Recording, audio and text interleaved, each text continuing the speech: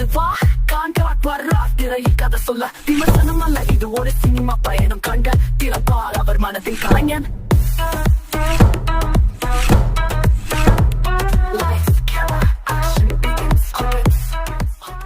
ஹேமகாஸ் இந்த எபிசோட்ல விக்னேஷ் சிவன் டைரக்ஷன்ல பிரதீப் ரங்கநாதன் நடிப்பில் வெளிவந்த LIK love insurance company Tamil படம் எப்படி இருக்குன்னு பார்க்க போறோம். இந்த வீடியோ பிடிச்சிருந்துச்சுன்னா லைக் பண்ணுங்க, உங்க ஃப்ரெண்ட்ஸ் அண்ட் ஃபேமிலிக்கு ஷேர் பண்ணுங்க, மறக்காம இந்த சேனலை சப்ஸ்கிரைப் பண்ணுங்க.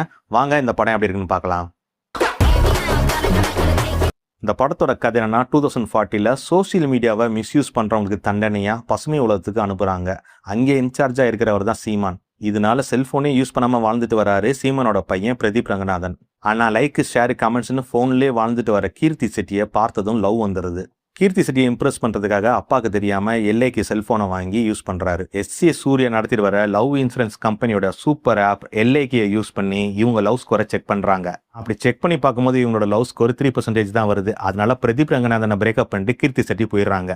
ஒரு ஆப் எப்படி ஹியூமன் எமோஷன்ஸை புரிஞ்சுக்க முடியும்னு பிரதீப் ரங்கநாதன் கோவப்படுறாரு.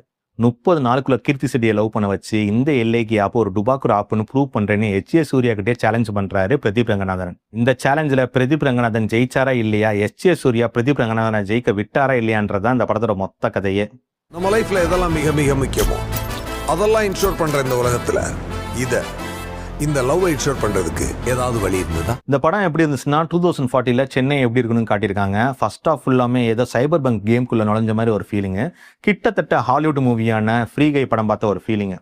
SJ சூர்யா கேரக்டர் கூட அந்த படத்துல வர லேசர் பீம் கேரக்டரை இமிடியேட் பண்ணி தான் எடுத்திருக்காங்க. சென்னை செனேட், பசுமை உலகம், ஹோலோகிராஃபிக் போனு, சூப்பர் ஆப்னு ஆடியன்ஸுக்கு ஃபியூச்சரோட ஐடியாஸை கடத்த ரொம்ப டைம் எடுத்துக்கிறாங்க. அதனால படம் பார்க்குற ஆடியன்ஸை பொறுமையை ரொம்ப சோதிக்கிறாங்க. சொல்லப்போனால் இன்ட்ரோவில் தான் கதை ஸ்டார்ட் ஆகுது. போஸ்ட் இன்ட்ரோவில் வர சீன் தான் இன்ட்ரோவில் வந்திருக்கணும். ஸ்க்ரீன் பிளேல அப்படி சொதப்பி வச்சிருக்காங்க.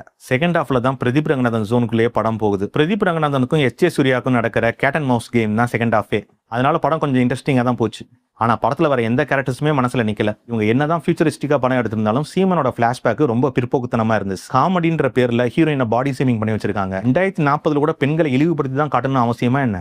அப்புறம் கிளைமேக்ஸ்ல அன்வான்டா யூஸ்ஃபுல்லா தமிழ் படங்களை யூஸ் பண்ற ஒரு ஃபைட் சீக்வன்ஸ் வச்சு முடிச்சுட்டாங்க. ஆடியன்ஸ் மனசை கவர்றதுக்காக எல்லாத்தையும் எஸ்தட்டிக்கா காட்டணும் அவசியம் இல்ல. ஏன்னா சில சீன்ஸ் ரொம்ப செயற்கையா இருந்துச்சு. ரியாலிட்டியும் கொஞ்சம் ஆட் பண்ணிருக்கலாம். ரியாலிட்டி என்னன்னு காமிச்சிருந்தா இந்த படம் இன்னும் கொஞ்சம் அழகா இருந்திருக்கும். படத்துல ஏகப்பட்ட லாஜிக் மிஸ்டேக்ஸ் இருக்கு. எக்ஸாம்பிளுக்கு பசுமை உலகத்துல செல்போன் ஜாமர் இருக்கிறதுனால சிட்டுக்குருவிலாம் வாழலாம்னு சொல்றாங்க. செல்போனோட செல்போன் ஜாமர் அதிகமா சிக்னல்ஸ் எமிட் பண்ணணும்னு உங்களுக்கு புரியவே இல்லை. இல்ல சார், அந்த பசுமை உலகத்துல இருந்து வரேன். ஓ யா அந்த ஸ்டூபிட் பிளேஸ்ல இருந்து வரீங்களா நீங்க? பிரதீப் ரங்கநாதனோட கேரக்டர் ஸ்கெட்ச் ரொம்ப வீக்கா எழுதியிருக்காங்க. எந்த அளவுக்கு வீக்கா எழுதியிருக்காங்கன்னா ஹீரோயினை பார்த்தோன்னே ஹார்ட் அட்டாக் வந்து ஹாஸ்பிட்டல் அட்மிட் ஆயிராரு. அந்த அளவுக்கு வீக்கா எழுதியிருக்காங்க. வழக்கம் போல எப்படி ஹைப்பர் ஆக்டிவா நடிச்சிருப்பாரோ அதே மாதிரி தான் இந்த படத்துலயும் நடிச்சிருக்காரு. இதவே கண்டினியூ பண்ணாருன்னா மக்களுக்கு போர் அடிச்சிடும். சீமானுக்கு காவி சாயம் பூசுற மாதிரி தான் அந்த படத்துல அவருக்கு கேரக்டர் ஸ்கெட்ச் பண்ணிருக்காங்க. புதுமேடைகள் அவர் பேசுற வசனங்களை வச்சு அவரை கலாய்ச்சி விட்டுருக்காங்க. படத்துல பெரிய சைபர் சிட்டி எல்லாம் வருது. இந்த படத்துல எப்படி நடிக்க ஒத்துக்கிட்டாருன்னு எனக்கு புரியல. இருந்தாலும் அவர் வர சீன் எல்லாம் கிளாப்ஸ் தான் நல்லாவே நடிச்சிருக்காரு. SJ சூர்யா நான் சொன்ன மாதிரியே ஃப்ரீ கை படத்துல வர அந்த லேசர் பீம் கேரக்டர் இமிடியேட் பண்ணி தான் அந்த கேரக்டர் ஸ்கெட்ச் பண்ணிருக்காங்க. அவர் ஆக்டிங் எல்லாம் யூசுவலா எப்படி நடிப்பாரோ அந்த மாதிரி தான் நடிச்சிருக்காரு. புதுசா எதுவும் ட்ரை பண்ணல. ஆனா அவர் கேரக்டருக்கு சூரியன் பேர் வச்சிருக்காங்க. ஏதாவது பேனா குறியீடான்னு தெரியல. கீர்த்தி செட்டிக்கு கொடுத்த கேரக்டர் நல்லாவே பண்ணிருக்காங்க. ஆனா அவங்கள பாடி ஷேமிங் பண்ண சீனை எப்படி அக்செப்ட் பண்ணாங்கன்னு தெரியல. ரோபோக்கும் அனிருத் வாய்ஸ் கொடுத்திருக்காரு. அந்த வாய்ஸ் மாடுலேஷன்லாம் நல்லா இருந்துச்சு. யோகி பாபு பல கெட்ட போட்டு காமெடி பண்ண ட்ரை பண்ணிருக்காரு. கௌரி கிஷன், சாரா, ஆனந்தராஜ், மாளவிகாலாம் அவங்களுக்கு கொடுத்த கேரக்டர் நல்லாவே பண்ணிருக்காங்க. இது போக ரங்கராஜ் பாண்டே, மிஸ்கின், சோசியல் மீடியா செலிபிரிட்டிஸ் எல்லாம் ஒவ்வொரு சீன்லயும் எட்டி பார்த்துட்டு போறாங்க.